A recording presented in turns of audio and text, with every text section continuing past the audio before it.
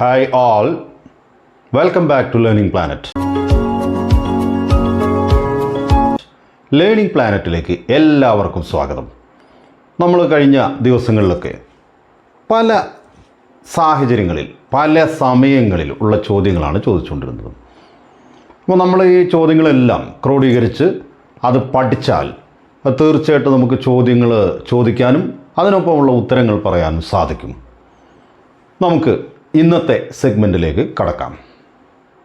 Okay, നമുക്കിന്ന് 3 സാഹചര്യങ്ങളിലെ ചോദ്യങ്ങൾ നോക്കാം. What do you cook? നീ എന്താണ് പാകം ചെയ്യുന്നത്? Then what did you cook? നീ എന്ത് പാകം ചെയ്തു? And what will you cook?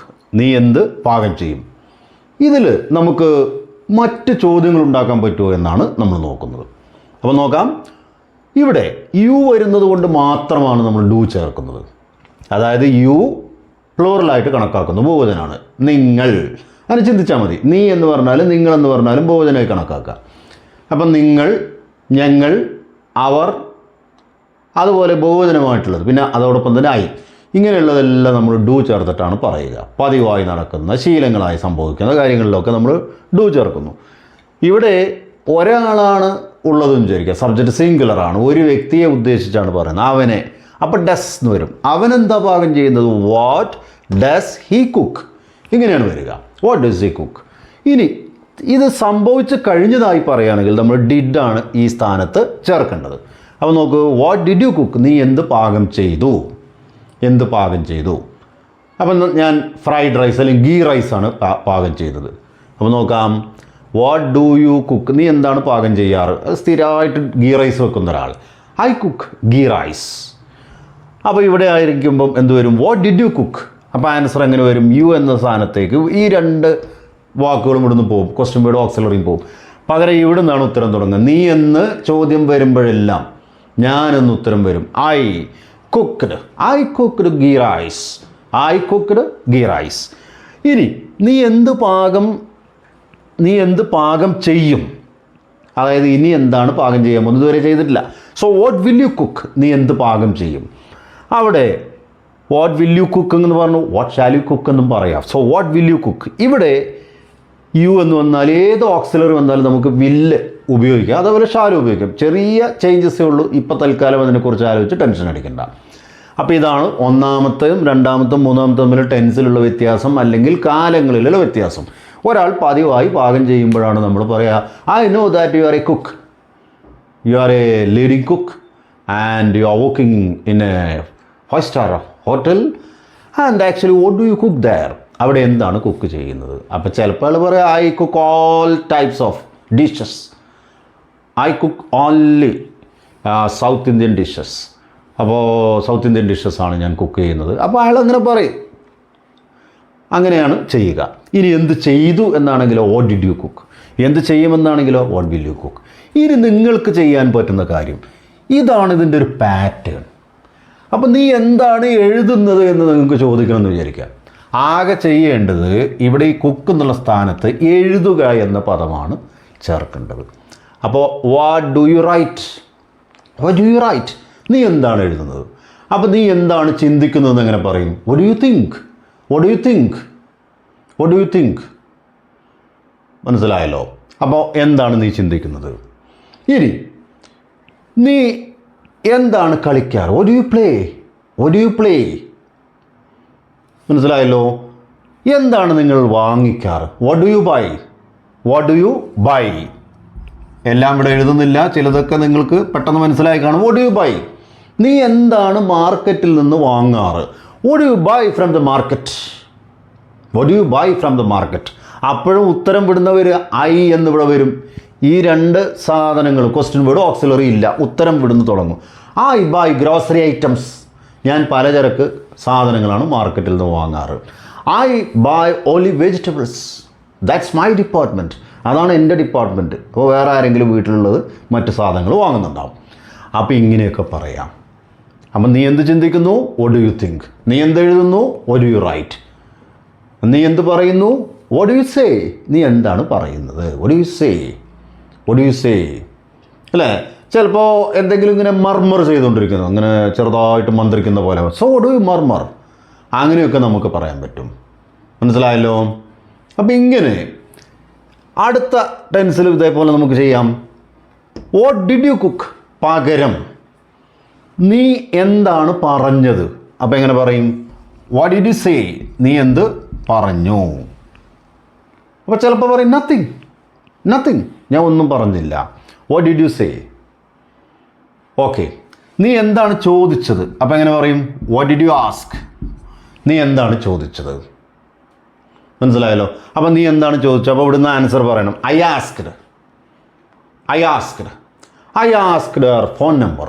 ഞാൻ അവളുടെ ഫോൺ നമ്പറാണ് ചോദിച്ചത്. I asked her phone number. ഇനി അപ്പം നമുക്ക് ഈ ആസ്ക് എന്നുള്ളത് മാറ്റി വേറൊരെണ്ണം ചിന്തിച്ച് നോക്കൂ. കഴിഞ്ഞു പോയ കാര്യമായിട്ട് മാത്രമേ നമുക്ക് ഈ ഡിഡ് ചേർക്കുമ്പോൾ പറ്റുള്ളൂ. നീ എന്താണ് പഠിച്ചത്? What did you study? നീ എന്താണ് പഠിച്ചത്? അപ്പം നീ ഇന്നലെ എന്താ പഠിച്ചത്? What did you study yesterday? What did you study yesterday? അപ്പോൾ ആൻസർ എങ്ങനെ വരും? ഇവിടെ ഐ എന്ന് ചേർക്കും. ഈ യു എന്ന സ്ഥാനത്ത് നമ്മൾ എന്ത് ചെയ്യും? ഐ എന്ന് ചേർക്കും. അപ്പോൾ വാട്ട് ഡിഡ് യു സ്റ്റഡി? നീ എന്താണ് പഠിച്ചത്? ക്വസ്റ്റ്യൻ മാർക്ക് അവിടെ ഉണ്ട് അല്ലേ? അപ്പോൾ ഐ സ്റ്റഡി എന്നതിന് പകരം ഐ സ്റ്റഡീഡ് എന്ന് വരും. അതെന്താ കാരണം എന്ന് മനസ്സിലായോ? ഈ ഡിഡ് എന്നത് നമ്മൾ എപ്പോഴും ക്വസ്റ്റ്യനിൽ വരുമ്പോഴെല്ലാം നമ്മൾ ആൻസറിൽ ഡിഡ് ചേർക്കുന്നില്ല, പകരം വെർബിൻ്റെ പാസ്റ്റ് ഫോം ചേർക്കുക. So I studied physics. What did you study last night? Or what did you study last day? I studied physics. ഞാൻ ഫിസിക്സ് പഠിച്ചു. അപ്പം നിങ്ങൾക്ക് സംഭവിച്ച കാര്യങ്ങൾ ഇങ്ങനെ ഒരാളോട് നേരിട്ട് എന്തെല്ലാം കാര്യങ്ങൾ പറയാൻ പറ്റും. നീ എന്താണ് കണ്ടത്? What did you see? നീ എന്താണ് കണ്ടത്? നീ എന്താ എഴുതിയത്? What did you write? അങ്ങനെ നമുക്ക് എന്തെല്ലാം നിങ്ങൾക്ക് വെർബുകൾ നിങ്ങളുടെ കയ്യിലുണ്ടോ അതെല്ലാം മാറ്റി എഴുതാം. അപ്പോൾ അങ്ങനെയാണെങ്കിൽ ഇനി സംഭവിക്കുന്ന കാര്യങ്ങൾ, ഇനി സംഭവിക്കുന്ന എന്തും. So what will you? നീ എന്തുണ്ടാക്കുമെന്ന് ചോദിക്കാം. വാട്ട് വിൽ യു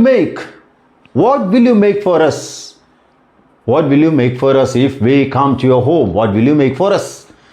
ഞങ്ങൾ നിങ്ങളുടെ വീട്ടിലേക്ക് വന്നാൽ നിങ്ങൾ എന്തുണ്ടാക്കും? What will you make? നീ എന്ത് ചെയ്യും? അപ്പം എങ്ങനെ പറയും? ചെയ്യുക എന്ന വാക്ക് വേണം. What will you do? നീ എന്ത് ചെയ്യും? ഇനി വേറെ ഏതെങ്കിലും ഒന്ന് ഇനി നടക്കുന്നതായിട്ട് ചിന്തിച്ച് നോക്കൂ. ഇനി വാട്ട് വിൽ യു? നീ എന്ത് കാണും? വാട്ട് വിൽ യു സീ? നീ എന്ത് കാണും? നീ ടെലിവിഷനിൽ എന്ത് കാണുമെന്നാണ് ചോദിക്കുന്നത് വിചാരിക്കുക. What will you watch on television? What will you watch? അപ്പോൾ എന്താണ് കാണുന്നത്? What will you watch? What will you plan tomorrow? നാളെ നീ എന്ത് പ്ലാൻ ചെയ്യും? What will you plan? നീ എന്ത് പ്ലാൻ ചെയ്യും? ഇങ്ങനെയാണ് പറയുക. നീ എന്ത് തയ്യാറാക്കും? What will you prepare for us? ഞങ്ങൾക്ക് വേണ്ടി നീ എന്ത് തയ്യാറാക്കും? What will you? ദെൻ അതേപോലെ തന്നെ ഈ ചൊല്ലുന്നത് നമ്മൾ റിസൈറ്റ് എന്നൊക്കെ പറയും. നീ എന്ത് ചൊല്ലും? What will you recite? What will you recite next time? What will you? ഇനി നിങ്ങൾക്ക് ഇവിടെ ഇതേപോലെ മാറ്റാം. ഇവിടെ നമുക്ക് വാട്ട് എന്നുള്ളതിന് പകരം നമുക്ക് വേറെ എന്തെങ്കിലും ചേർത്താൽ മതി. അപ്പം നമുക്ക് ആര് വരുമെന്ന് നിങ്ങൾക്ക് പറയണം വിചാരിക്കുക. ആരെന്നുള്ളത് എന്താ പറയുക? ഹൂ. നമ്മളിത് ചിന്തിക്കരുത് കേട്ടോ. ഇനി ഹൂ പറയാൻ നമുക്കൊരു കൺഫ്യൂഷൻ വേണ്ട.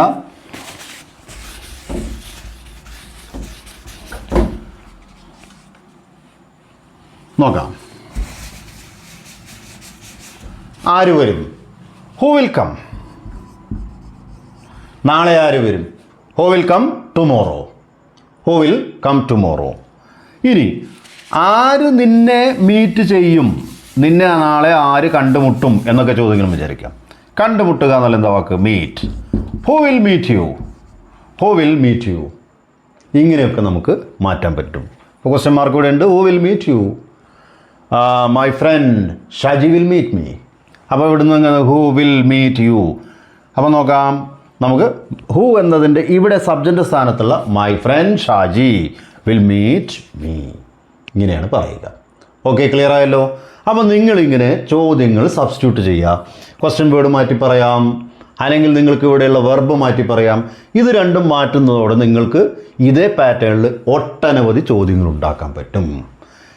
എവിടെ നിന്നാണ് നിങ്ങൾ ഇവിടെ ഉപയോഗിക്കുന്നത് ചോദിക്കുക, വേർ. നീ എവിടെ ഇരിക്കുന്നത്, വേർ ഡു യു സിറ്റ്.